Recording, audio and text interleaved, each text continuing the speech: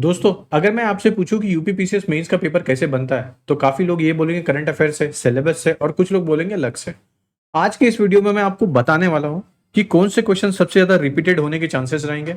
इसी के साथ में मैं ये भी बताने वाला हूं कि हर एक क्वेश्चन के लिए अप्रोच क्या रहेगी, क्वेश्चन को कैसे लिखना है। मैं विथ एग्जांपल पीवाईक्यू के एग्जांपल के साथ आया हूं। क्यों? क्योंकि मैंने 2022 और 23 और 24 ये तीनों साल के क्वेश्चन पेपर को डीपली एनालाइज करके आपके सामने लाया हूं। तो अगर आपको वीडियो में स्ट्रेटेजी देखनी है तो स्टार्टिंग के 8 मिनट्स तक आपको स्ट्रेटेजी दिखेगी। उसके बाद में एक एक क्वेश्चन को पकड़ मैं डीप में एनालाइज करूंगा। ओके, देखिए सबसे पहली चीज है कि यहां पे मैं क्या एक तो रीराइट अप्रोच बताऊंगा, मॉडल आंसर बताऊंगा, एक माइंड मैप के थ्रू पे समझाऊंगा। मेरा खुद का एक इनसाइट क्या रहता है मैं ये बताऊंगा। हर एक क्वेश्चन के पीछे आप कैसे आंसर राइटिंग कर सकते हो ये भी मैं बताने वाला हूं। और साथ में पीवाईक्यू का लिंकेजेस कैसे है और कीवर्ड्स क्या क्या यूज करने चाहिए ताकि आंसर और कैसे इफेक्टिव बन पाए। तो पहली चीज जो सबसे मोस्ट इंपॉर्टेंट है कि अब मैं जीएस पेपर 1 ले रहा हूं, ऐसे में जीएस पेपर 2, 3, 4 मेरे पास और डिटेल वीडियोस है जिसको मैं लाइव लेक्चर में लेके आऊंगा। जैसे कि आपकी प्रॉमिस के हिसाब से आपने बोला था कि सर प्लीज आप लाइए कोई पीवाईक्यू की सीरीज, तो मैंने पूरी पीवाईक्यू की सीरीज यूपीपीसीएस के लिए डेडिकेटली लाया है मेंस की अप्रोच से। ठीक है, अब जीएस पेपर में मोस्ट प्रोबेबली ये पूरा आपको सिलेबस दिख रहा है। यूपी स्पेसिफिक टॉपिक्स पहले आते थे 2022-23 में, तो थोड़ा बहुत, तो उसके रिगार्डिंग भी मैंने बताया है आपको। अब इंडियन हिस्ट्री कल्चर से आए हैं तो क्वेश्चन नंबर 1, 11, 12 और 13 है। जिनके पास पेपर होगा 2022 का वो देख लीजिए। फिर क्वेश्चन नंबर 1, 11, 12 है, मतलब देख रहे फिर क्वेश्चन नंबर 1, 2 और 13 है।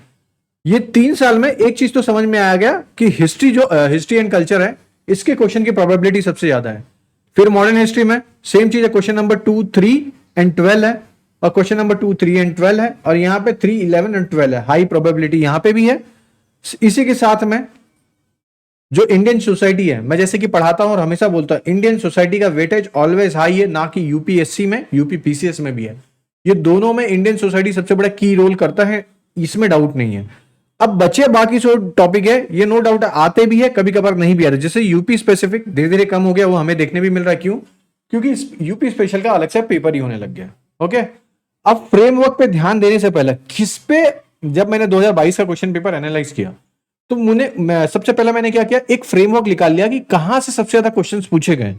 तो मौर्यन आर्ट एंड आर्किटेक्चर से, जो राइसेंस इन यूपी है, यूपी का जो उद्गमन हुआ है इसके बारे में पूछा गया। बाल गंगाधर तिलक के बारे में है।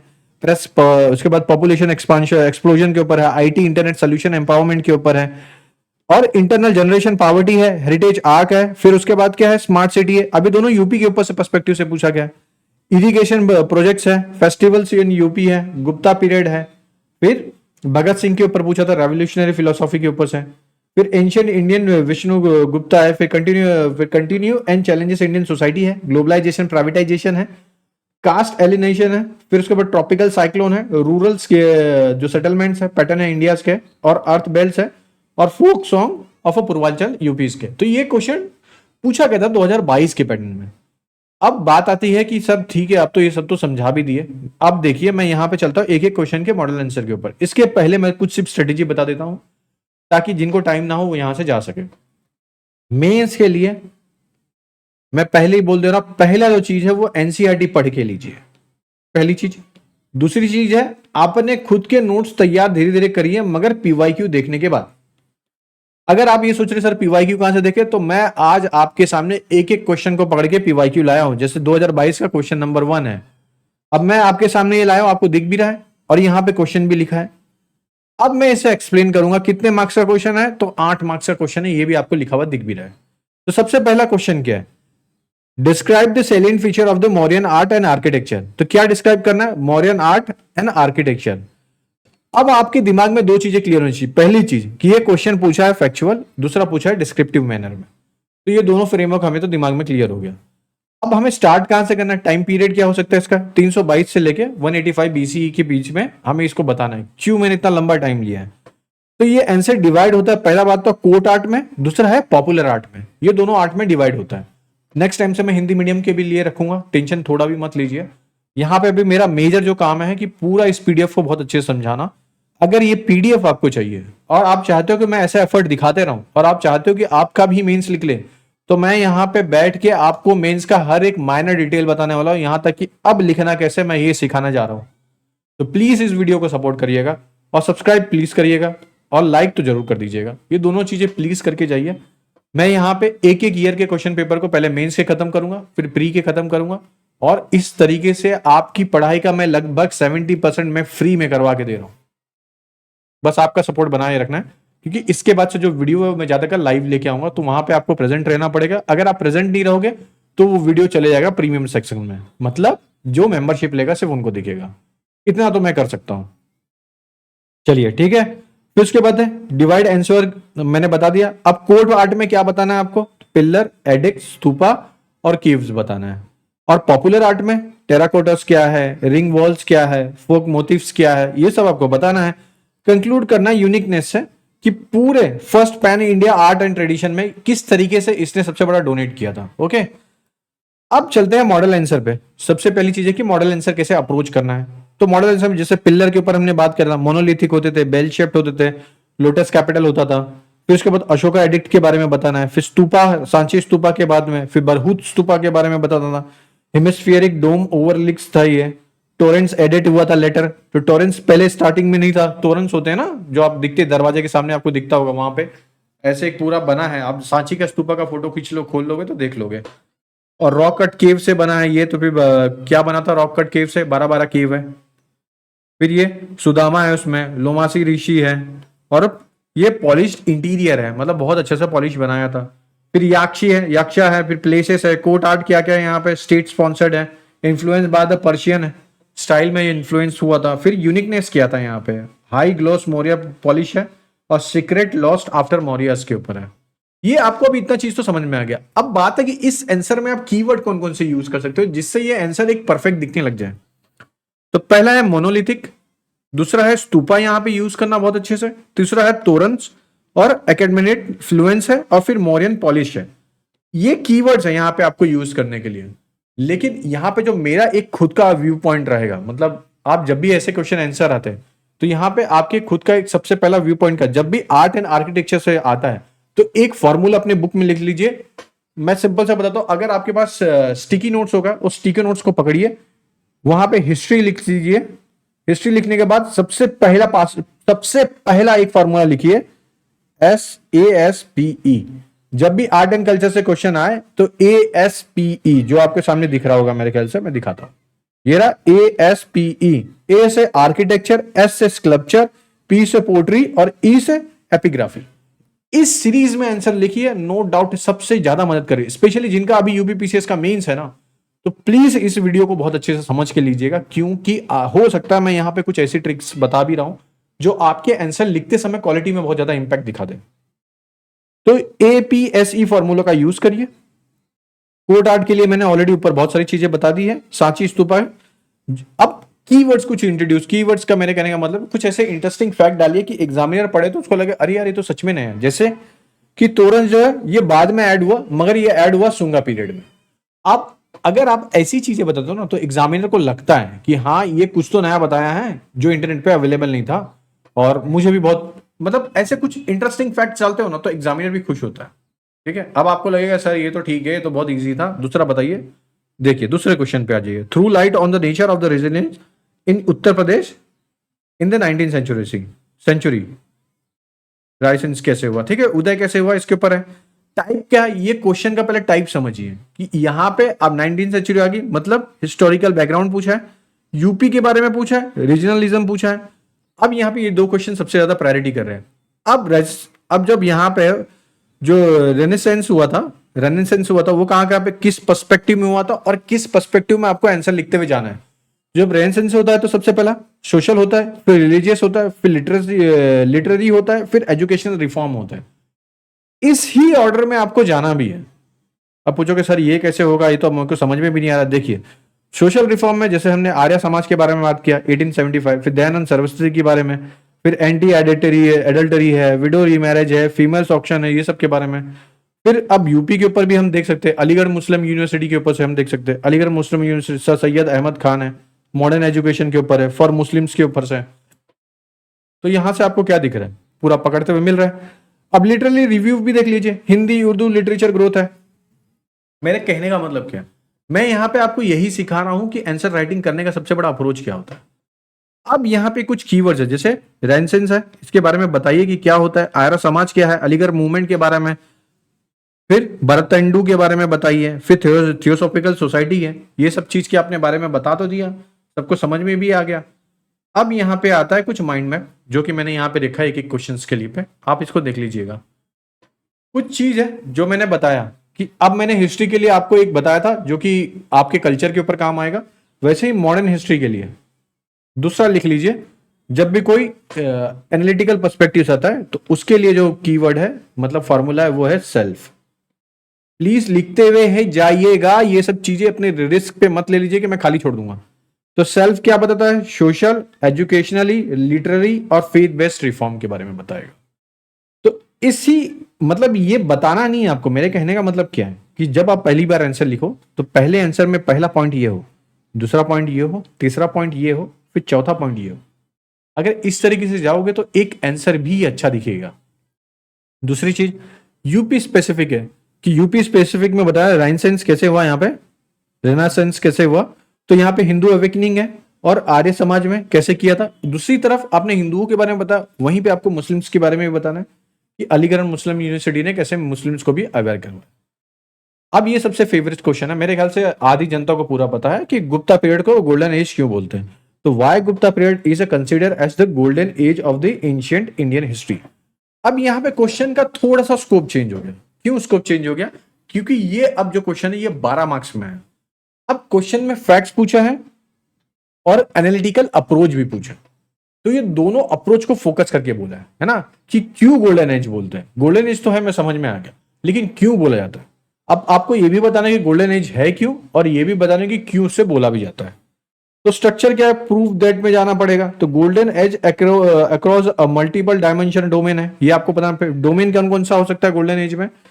तो फिर से हमें जाना है literature, science, art, religious, administrative और ट्रेड, ये सब पर्सपेक्टिव में आपको बताना है। तो जब भी आप आंसर राइटिंग स्टार्ट करोगे तो सबसे पहले आपको लिटरेचर बताना है।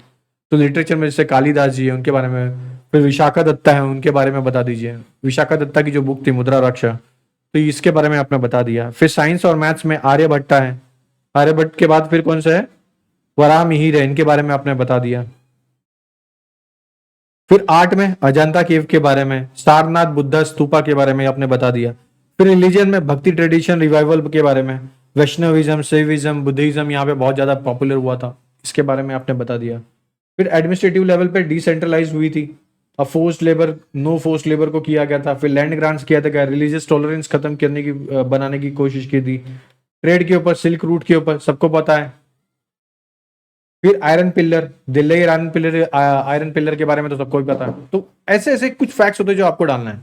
सेम चीज है यहाँ पे, कीवर्ड जो रहेगा, एक तो रहेगा गोल्डन एज, दूसरा रहेगा आर्यभट्टा के बारे में आपने बता दिया, 476 सीई के थे। फिर उसके बाद गुप्ता आर्ट्स के बारे में, भक्ति रिवाइवल और नालंदा यूनिवर्सिटी। ये सब फैक्ट्स ऐड करने के बाद एक बहुत अच्छा फैक्चुअल चीजें खत्म आपको समझ में भी आएगी। ये जो माइंड मैप दिख रहा है ये यूजुअली उनके लिए है जो पूरा ना पढ़ के सिर्फ माइंड मैप को देख लीजिए। अब यहाँ पे क्या ट्रिक रहेगा, तो प्लीज फिर से एक और चीज लिख लीजिए, लेजर, सॉरी ये चीजें लिख लीजिए। लेजर में लिटरेचर, आर्ट, साइंस, इकोनॉमी और रिलीजियस, ये सब पे फोकस करना है। तो golden age is equal to perfect age नहीं होता, पहली बात तो ये दिमाग में क्लियर रखिए। क्या होगा कि हम इस आंसर को परफेक्ट दिखाने जाएंगे, जरूरत ही नहीं है। यहाँ पे मुझे सिर्फ इतना बताना है कि किस तरीके से गोल्डन एज है, बस। इसी के साथ में ट्रॉपिकल साइक्लोन, थोड़ा ज्योग्राफी के ऊपर भी आ जाता है। तो ज्योग्राफी के ऊपर describe the causes of the original structure of the weather association with the tropical cyclone. अब यहाँ पे तीन चीजें, यहाँ पे दो चीजें सबसे बड़ी बात करनी है। पहली चीज क्या है कि फिजिकल ज्योग्राफी के बारे में बताना है। दूसरी चीज क्या है, साइंस बेस्ड मेथड बताना है कि किस तरीके से साइंस को हम प्रूफ के तौर पे यहाँ पे प्रेजेंट कर सकते हैं। तो यहाँ पे 3 पार्ट में होगा क्वेश्चन। पहला कि कॉज क्या है इसका, स्ट्रक्चर क्या है और एसोसिएटेड वेदर क्या है ना। Describe the cause of origin, तो कॉज क्या हमें ये पहला बताना है। दूसरा स्ट्रक्चर बताना है, फिर क्या बताना है, वेदर एसोसिएटेड बताना है। तो वेदर एसोसिएटेड कैसे, ये 3 टॉपिक, ये 3 पार्ट है। अब ये 3 पार्ट को एक्सप्लेन करना ऑब्वियसली बड़ा आंसर है, बड़ा क्वेश्चन है, तो इसके लिए अप्रोच भी बहुत बड़ी लगेगी। तो अब यहां पे हम जब चालू करेंगे, सबसे पहला हमें क्या, स्ट्रक्चर में क्या बताना है कि आई क्या होती है। होता ना ये तूफान है, अरे सॉरी ये तूफान है, ये तूफान के कुछ बीच में जो पार्ट होता है जो इनएक्टिव जोन होता है, मतलब यहाँ पे किसी लोग को पता ही नहीं चलेगा कि तूफान आया भी है, मस्त एकदम काम जोन होता है ये। और यहाँ पे बहुत तूफान बहुत तेजी से चलता है। जैसे कि आप बाल्टी में पानी रख के जोर जोर से हाथ घुमाइए तो बीच में पूरा एक खड्डा क्रिएट हो जाता है ना, बस वही काम जोन ये हो जाता है। ओके, फिर वेदर का बताइए, हैवी रेनफॉल हो रहा है, स्टोर्स, ये जो स्टॉर्म आ रहे हैं, फिर उसके बाद हाई विंड आ रहा है, काम इन आइज है, ये सब चीज अच्छे से बताइए। मॉडल आंसर किस तरीके से जाएगा। अब कॉज बताना है, तो सबसे पहली बात है कि आपको ये तो बताना पड़ेगा सरफेस टेम्परेचर के हिसाब से किस तरीके से ये क्रिएट होता है, ओशन का सरफेस टेम्परेचर क्या है। अगर 27 डिग्री से ज़्यादा तो लो वर्टिकल विंड शेयर होता है। फिर कॉरियोलिस फोर्स बूस्ट करता है 5 डिग्री के ऊपर जितने भी रहते हैं। फिर फॉर्मेशन स्टेज बताने पड़ेंगे आपको, ट्रॉपिकल डिस्बर्समेंट, डिप्रेशन, फिर स्टॉर्म्स आते हैं, फिर साइक्लोन आते हैं। अब ये एज इट इज जो 2025 का मेंस देने जा रहा है ना, बिलीव मी, अगर आप ये करके जाते हो तो बेनिफिट तो मिलेगा ही मिलेगा। मैं क्यों ऐसा बोल रहा कि मैंने जब स्टार्टिंग में आपको एक मैप दिखाया था जिसमें मैंने बताया था कि कौन कौन से क्वेश्चन की हाई प्रोबेबिलिटी है पूछे जाने की, तो वो इसका एक क्लासिक एग्जांपल है। मैं इस चीज की गारंटी देता हूं, आज के बाद आप जितनी बार भी इस वीडियो को खोलोगे उतनी बार आप कुछ ना कुछ तो सीख के जाओगे, इस चीज की मैं गारंटी देता हूं। क्यों, ये वीडियो बनाया ही इस तरीके से गया है। कीवर्ड्स आपके सामने दिख रहा है। ओके, अब इधर भी एक फॉर्मूला है, यहां का जो एक फॉर्मूला है वो है स्क्रीव। जब भी ऐसे तूफान से रिलेटेड, जब भी कोई ओशन से रिलेटेड आएगा तो स्क्रीव को करिए कि स्पीड क्या है, कोरियोलिस फोर्स क्या है, रेन बैंड क्या है, आई क्या है, विंड शटर क्या है, ये सबको एक्सप्लेन करिए। बे ऑफ बंगाल वार्मर है than the Arabian sea, more cyclone on the east coast, इसके बारे में बताइए अच्छे से। तो एक आंसर यहाँ पे 2022 का मैंने अच्छे से आपको समझा दिया। अब चलते हैं 2023 के ऊपर। अच्छा, अब 2023 के क्वेश्चन पेपर के ऊपर चलने से पहले अब यहाँ पे भी मैंने कीवर्ड्स रखे, मतलब 2022 में भी था जो जो मैंने क्वेश्चन को अलग से 20 क्वेश्चन को मैंने बताया था, वैसे ही 2023 में भी मैं आपके सामने 20 क्वेश्चन को समझाने की कोशिश कर रहा हूँ। पहला क्या है, वैदिक लिटरेचर है। दूसरा क्या है, सर सैयद अहमद खान एजुकेशन के ऊपर है, मैंने बताया था आपको। सरदार वल्लभ भाई पटेल है, रिलीजियस डेवलपमेंट हायरार्की है, फिर अनएम्प्लॉयमेंट पॉवर्टी है, फिर crime against women in India है, ocean as a resources store house है। अब देखिए यहाँ पे ओशन है, स्टिल रिपीटेड है, पिछली बार हमने क्या पढ़ा था, स्ट्रॉम के ऊपर पढ़ा था। Soil profile in agriculture, Rohingya refugee in south Asia. अब ये जो क्वेश्चन है ये आपको सोसाइटी में भी आ रहा है, और यही क्वेश्चन इंटरनेशनल रिलेशंस में भी आ रहा है, और यही क्वेश्चन आपको सिक्योरिटी में भी आ रहा है। तो ये तीनों एक साथ एड्रेस करता है, मैं आगे बताऊंगा अभी। फिर 9 डिग्री चैनल, स्ट्रेटेजिक इंपॉर्टेंस क्या है इसके बारे में बात करेंगे। फिर नगारा स्टाइल टेम्पल आर्किटेक्चर, पहली बात किया था हमने। फिर 12th में क्या है, 1857 में आइडियोलॉजी डायमेंशंस के बारे में, और बिस्मार्क और unification of Germany, world history, Indian culture during कोविड-19 में। फिर वुमेन ऑर्गेनाइजेशन एम्पावरमेंट है, अर्बनाइजेशन डेवलपमेंट डिवास्टेशन है, फिर इंटरनल ह्यूमन माइग्रेशन है, फिर अल नीनो, और फिर साउथ वेस्ट मानसून के ऊपर है, फिर टेम्परेट साइक्लोन इंडिया है, फिर इंडियन मिनरल डेवलपमेंट पॉलिसीज के ऊपर से। ये मेजर चीज है। तो पहला जो क्वेश्चन के ऊपर हम बात करेंगे, जो कि पहला है, give on account of a वैदिक लिटरेचर। ये रहा। अब वैदिक लिटरेचर के बारे में हमें अकाउंट देना, ठीक है, बताना है। तो यहाँ पे सिर्फ अब ये 8 मार्क्स का क्वेश्चन है, तो बहुत डायरेक्ट क्वेश्चन है। क्यों, क्योंकि ये फैक्चुअल नेचर है, बस और कुछ नहीं। तो यहाँ पे हमें क्या करना है, पहली बात तो डिवाइड करिए श्रुति और स्मृति में। दोनों चीजें ये क्या होती है कि हियर्ड क्या होता है और रिमेंबर्स। तो श्रुति और स्मृति में, तो श्रुति में हम क्या लिखेंगे कि 4 वेद थे, चारों वेद के बारे में। फिर उसके बाद क्या था, ब्राह्मणास था, अर्नायका था, फिर उपनिषद था, इनके बारे में बताइए। फिर स्मृति में हम क्या लिखेंगे, वेदांश लिखेंगे, एपिक्स लिखेंगे, पुराणास लिखेंगे। तो ये स्मृति हो गई। ये दोनों चीज के बारे में हम पहले डिफरेंशिएट करके बता दिए। अब एज इट इज आप चाहे तो उसको डायग्राम यूज कर लीजिए, स्पेशली जो मेंस देने जाने वाला है। अब इसको यूज कर लीजिए, उस तरीके से भी यूजफुल हो जाएगा। अब मॉडल आंसर किस तरीके से बनता है वैदिक लिटरेचर के ऊपर, देखिए यहाँ पे श्रुति लिटरेचर लिखा है, डिवाइडेड, रिविल्ड, इंटरनली वैलिड है। पहली बात तो 4 वेद है, ऋग्वेद है जो हिम्स और ओल्डेस्ट है, सामवेद है मेलोडीज के बारे में है, यजुर्वेदा है जो रिचुअल्स के बारे में, अथर्ववेदा जो मैजिक और मेडिसिन के बारे में बात करता है। सिंपल सा मैंने बता दिया। फिर ब्राह्मणस आ गया, इसमें क्या है, प्रोस कंटेम्प्रेरी ऑन वैदिक लिटरेचर है, जैसे सतपथ ब्राह्मण है, इसके बारे में बता। अर्नायका है, फॉरेस्ट टेक्स्ट है। तो अर्नायका मतलब अर्नायका ही मतलब होता है फॉरेस्ट में की चीजें बतानी। फिलोसॉफिकल ट्रांजिशन है, मेडिसिन ओवर रिचुअल्स है, इसके बारे में अच्छे से बताया है। उपनिषद में आते हैं तो 108 टोटल है, 12 प्रिंसिपल है, तो जिसमें ब्राह्मण है, ब्राह्मण और आत्मा कॉन्सेप्ट के ऊपर बात किया, जैसे चंदो गया, बृहद नायका, ये सब क्या है, ये सबसे ज्यादा इंपॉर्टेंट है जिसमें बात किया गया है। वेदांगा में 6 ऑक्सिलरीज है, जैसे शिक्षा है, कल्पा है, फिर व्याकरणा है, फिर निरुक्ता है, फिर चंदाज है, फिर उसके बाद ज्योतिष है। अब ये क्या, ये वेदांग है। फिर लिंग्विस्टिक वैल्यूज, ऋग्वेदा संस्कृत में, oldest Indo European language text. Philosophical contribution में उपनिषद का, तो अद्वैत वेदांता फाउंडेशन ये रखता है। अब कुछ कीवर्ड्स हैं, ठीक है, ये आपको अपने हिसाब से देख लेना, पॉज करके कीवर्ड्स को यूज करना सीखिए। और यहां पे सिर्फ फिर से सेम ट्रिक है, BAVU, ओके। ब्राह्मण, अग्नि, वरुणा और उषा, ये इसको अगर आप आंसर में यूज करते हो तो एक क्वालिटी वाला आंसर दिखेगा, क्योंकि इसका अप्रोच थोड़ा सा अलग हो जाएगा। ओके, ये आपको समझ में आ गया। अब चलते हैं सरदार भाई वल्लभ भाई पटेल के ऊपर, इंटीग्रेशन के ऊपर है। Discuss the role of the part in the unification of India after independence. Instrument of accession के बारे में सबको पता है, तो यहाँ पे ये क्वेश्चन कितने मार्क्स का, 8 मार्क्स का है। अब ये क्वेश्चन थोड़ा इवॉल्व हो गया। अब ये देखिए, अब ये क्वेश्चन जो है ना कॉन्सेप्चुअल से थोड़ा बहुत मिलता हुआ और एनालिटिकल अप्रोच पे जाने लगा है। तो मॉडर्न हिस्ट्री को नेशनल इंटीग्रेशन से जोड़ना है। कंटेक्स्ट क्या था, 565 प्लस प्रिंसली स्टेट थी, सब इंडिपेंडेंट थे, सबको एक जगह पे लाया है। तो पटेल्स टूल्स क्या था, पहला था परसुएशन करना, फिर नेगोशिएशन करना, फिर कोर्शियन करना। अब बोलते हैं साम दाम दंड भेद, वही वाली नीति थी यहाँ पे। की इंटीग्रेशन हैदराबाद है, जूनागढ़ था, कश्मीर था, तरोकोरम था, ये सबसे फेमस केसेस थे, तो इनके बारे में अच्छे से बताया गया है। फिर इंस्ट्रूमेंट ऑफ एक्सेशन के बारे में, लीगल मैकेनिज्म यूज कैसे कैसे किया गया है। फिर Patel title, iron man of India, Bismarck of India से हिस्टोरिकल, इसके बारे में अच्छे से बताना चलेगा। मॉडल आंसर मैंने यहाँ पे मेंशन किया है, ट्रिक सेम है। PHKG, पटेल इंटीग्रेशन के बारे में, हैदरा, कश्मीर, जूनागढ़, तरोकोरम और भोपाल, ये सब चीजें जरूर मेंशन होनी चाहिए। अगर आंसर में ये सब चीजें एब्सेंट रहेगी तो पूरा आंसर खराब हो जाएगा। फिर 1857 अपराइजिंग के ऊपर 12 मार्क्स का क्वेश्चन था। Underline the ideological dimension of the underpinning uprising of 1857। अब यहाँ पे आइडियोलॉजिकल डायमेंशन पूछा है। अब ये क्वेश्चन एनालिटिकल अप्रोच पे है, पहली बात तो ये क्लियर हो गया, और मॉडर्न हिस्ट्री पे तो है ही है। अब कि आपको यहाँ पे सिर्फ कॉज कारण नहीं बताना है, यहाँ पे आपको आइडियोलॉजी के बारे में बताना है। क्यों हुआ, सबसे पहला बात तो ये बताइए, और किसके लिए हुआ, कहां से आइडिया आया, इसके बारे में आपको बताना है।